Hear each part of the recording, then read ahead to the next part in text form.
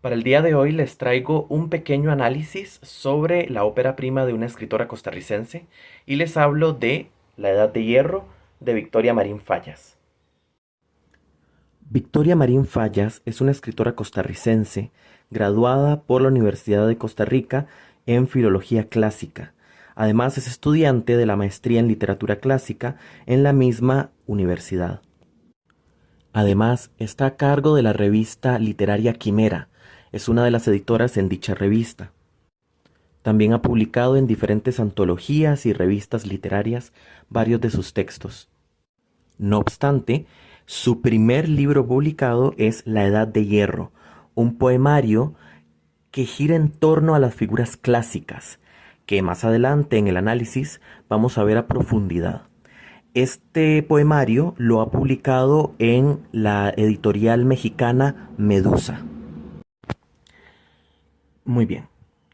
En cuanto al análisis, bueno, este análisis fue realizado con base en el simbolismo y en la semiótica principalmente, y lo he titulado La Edad de Hierro de Victoria Marín Fallas, un vasto jardín de estatuas clásicas en el que se esconde una sombra. La Edad de Hierro de Victoria Marín Fallas es un vasto jardín en el que encontramos varios personajes mitológicos clásicos, en su mayoría femeninos, cuya voz se expresa a lo largo de la lectura a través del yo lírico. De esta forma, se crea una polifonía que trae a la vida a todos aquellos personajes una vez convertidos en plantas, como Mente, Jacinto, Ciparicio, Leuca o Clitia.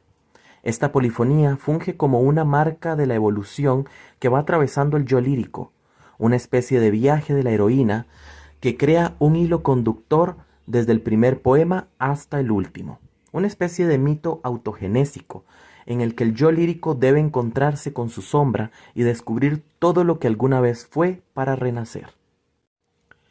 En cada poema encontramos, tal como lo diría Yuri Lotman, las huellas que nos ayudan a decodificar y vivir este viaje junto al yo lírico, desde las figuras clásicas antes mencionadas, así como el uso de imágenes opuestas o polarizadas para representar las dos fuerzas en las que se debate y fluctúa el yo lírico, el caos y el orden, lo femenino y lo masculino.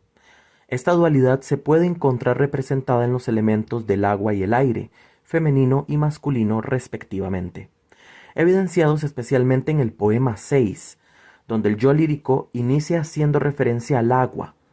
Dice así: agua por dentro y por fuera, y paulatinamente van apareciendo imágenes aéreas, hasta acabar con la presencia total del aire.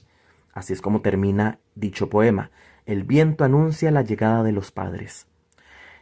Esta agua recuerda el agua de Bachelard, al estar vinculada con el mundo emocional representado también en imágenes afines como la sangre, el diluvio y el aguacero, por ejemplo, mientras que el aire referencia a la noción simbólica clásica, el aire como el mundo de la razón, de la carencia de emoción, representado usualmente por figuras masculinas en el poemario, como los padres del poema 6, la navaja y la bala de los maestros, padres, amigos y hermanos del poema 14. Esta dualidad también se encuentra en los mismos personajes femeninos que menciona el texto, ya que si bien por la nomenclatura nos puede hacer creer que solo se representa lo femenino en personajes femeninos y lo masculino en personajes masculinos, en realidad se habla de las dos fuerzas primigenias y creacionales que se hallan en cada ser vivo y las cuales deben ser equilibradas a lo largo del viaje.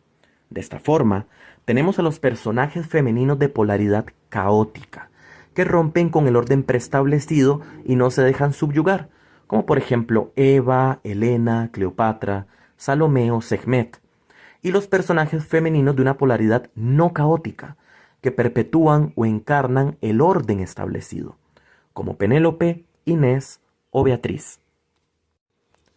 Ambos tipos de personajes ilustran extremos de un mismo espectro, el espectro de la vida. El yo lírico debe atravesar por cada uno de estos arquetipos para completar su viaje de la heroína, o como prototípicamente se llama, el viaje del héroe. Los 10 primeros poemas muestran la polaridad caótica en su máxima expresión, pasando de una polaridad caótica moderada a la encarnación de la diosa Kali como la pulsación caótica sin control, que representa la caída de conciencia del yo lírico al perder el balance necesario de ambas energías. La voz lírica pasa de reconocer que no nació para odiar, sino para amar, como dice el poema 1, y de considerarse como la hija de Helios y la primogénita de Ra, como menciona el poema 8, a un demonio que ríe y llora y que considera que la flor de cicuta es la solución para quienes no piensan como ella, aunque se trate de otros personajes femeninos, tal cual como se evidencia en el poema 8. ¿Qué significa esto? Bueno, simbólicamente, la diosa Kali, diosa del hinduismo, hace referencia a una polaridad femenina que está totalmente inclinada a lo femenino, a lo que viene siendo la energía caótica en su máximo esplendor. Por eso ella posee un collar de cabezas de hombre, ¿verdad? Formado con cabecitas de hombre, haciendo referencia a que ella no necesita ese orden o esa pulsación masculina. Hay que hacer hincapié aquí de que cuando uno menciona energía femenina vinculada a lo caótico y energía masculina vinculada al orden, no es ninguna consideración negativa del caos, ni tampoco una consideración positiva del orden. Es decir, el caos no es algo negativo, pero el exceso de caos sí lo es. El orden no es algo negativo, pero el exceso de orden sí lo es. Entonces, haciendo referencia a esto, cuando un individuo se va a una de las dos polaridades, esto se ve en muchas de las tradiciones esotéricas específicamente, se desequilibra. El objetivo principal de un individuo, de un personaje en un texto y demás, donde se ve el viaje del héroe, es equilibrar estas dos energías. Y para eso sirve el viaje del héroe, para justamente purificar al individuo y lograr hacer que éste encarne ambas energías de manera equilibrada. Pero bueno, siguiendo con el análisis, tenemos una segunda etapa que se evidencia en los poemas que van del número 11 al último. En esta segunda etapa ocurre el encuentro del yo lírico con su sombra, la cual posee características masculinas y es la misma sombra de Dios, entre comillas, ya que es una cita directa de uno de los poemas, impregnando así a este personaje, a esta sombra, de una esencia de juicio que persigue constantemente al yo lírico. Claramente este es un juicio personal que se hace el yo lírico a sí mismo, solamente que está representado en su sombra. Esta sombra es su mayor miedo, tal como se observa en los siguientes versos del poema 12. Dice así: no puedo pensar en el miedo y por eso me he sentado a llorar, porque un Dios me abandonó en el camino y dejó su sombra tras de mí, oculta bajo un nombre cualquiera que pronto alcanzará a la niña sin que ella lo sepa. Ahí termina el verso, pero añade: pese a los caminos que se bifurcan, en medio de todo reposa la angustia, porque el destino al que me llevan es el mismo, el vacío y la soledad genésica. Estos fragmentos muestran el mayor miedo del yo lírico, enfrentarse a sí mismo, a esa sombra junguiana que la obligaría a destruirse y reconstruirse metafóricamente, a destruir todo lo que alguna vez fue para dejar salir su verdadera esencia. Este es el objetivo principal de la sombra. La sombra va a encarnar todo lo que el individuo, en este caso el yo lírico, niega o no le gusta de sí mismo. En este caso, toda la representación masculina. Pero es necesario este enfrentamiento para poder equilibrar dicha energía. Y justamente para esto también es que sirve el viaje del héroe. A lo largo de este viaje, el yo lírico cae como relámpago verde y es presa de una pulsión luciférica. ¿Pero qué es una pulsión luciférica? Una pulsión luciférica es un estancamiento en el mundo de las emociones y las ilusiones. Esta ya se lograba vislumbrar desde el primer poema en el verso «Reclino mi cabeza junto a la dormidera», siendo esta dormidera la tentación de rendirse a este opio, a este mundo basado únicamente en la ilusión y el ensueño. La dormidera es una planta de la cual se saca el opio. Aquí el símbolo está muy presente. No obstante, no es hasta la segunda parte que esta pulsión luciférica se devela con muchísima más claridad, tal como se observa en los siguientes versos del poema 21. La mejor resolución es apostar por lo ilógico, dinamitar el cerebro, hervir desde adentro, no crear armonía, no ser, no hacer.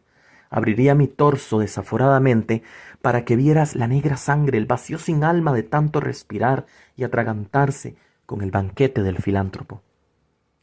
También en el poema 28 se ve con claridad esta necesidad de permanecer en lo ilusorio, en lo imaginativo. Pero aquí ya el yo lírico es consciente de que vive en un mundo ilusorio, ya tiene conciencia de ello. Dice el verso: entre trinos y garúa un hilo de voz se quiebra, desgrana bellos paisajes, ilusión de nácar, himnos, arrullos, frases de libertad y sueño. El paraíso se pudre demasiado pronto, a esta parcela la devoran las hormigas. Y así termina ese fragmento.